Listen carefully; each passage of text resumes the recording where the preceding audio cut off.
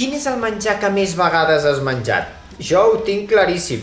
El menjar de tàper! Que en realitat es diu carmanyola, però tu li dius com et dóna la gana. És igual si l'has omplert tu, la iaia, o si l'has comprat amb menjar ja preparat directament al supermercat. La qüestió és que moltes vegades va directe al microones. Però és bo escalfar el menjar dins dels tàpers al microones? T'ho expliquem al Radical Lliure.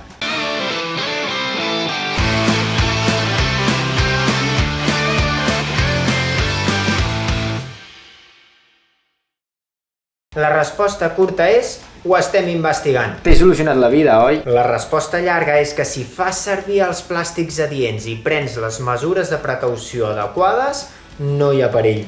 Desenvolupo.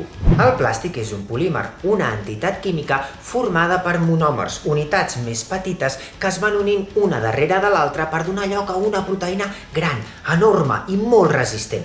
Segons el tipus de monòmers i la quantitat que anem afegint, tindrem un tipus de plàstic o un altre, amb unes propietats o unes altres. De plàstics en tenim de molts tipus. Tenim el PVC, el PET, el PP, no confondre amb el partit polític aquest que defensa tant el català a les escoles. Doncs bé, utilitzar certs plàstics per escalfar el menjar al microones podria ser perillós, perquè són plàstics que no són resistents a la temperatura. Es deformarien, es fondrien i es barrejarien amb els aliments. És el cas, per exemple, del PET o del LPDE. Però em sembla que tu no escalfes el menjar al microones utilitzant una bossa de deixalles, oi? Segurament fas servir recipients com aquests d'aquí, que són resistents a la temperatura perquè estan fets de PP, polipropilè. Però com saber si les teves carmanyoles són resistents a la temperatura i es poden fer servir per escalfar els aliments al microones? Perquè haurien de tenir aquests simbolets d'aquí. Si no els tenen, més val que no les posis al microones. Però aquí no acaba la cosa, perquè els plàstics es dopen. Afegim als plàstics substàncies, molècules petitones que milloren les seves propietats.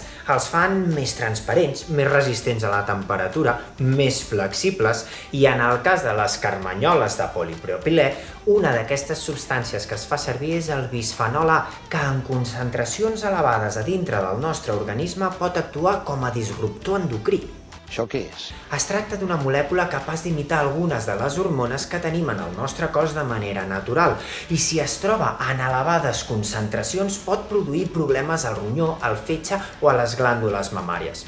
El que passa és que quan escalfem el menjar utilitzant tàpers, aquestes concentracions de bisfenol A que arriben en els aliments i que després arribaran al nostre cos quan els consumim són mínimes. Són concentracions tan petites que quan arribin al nostre cos, el nostre organisme serà capaç d'eliminar-les.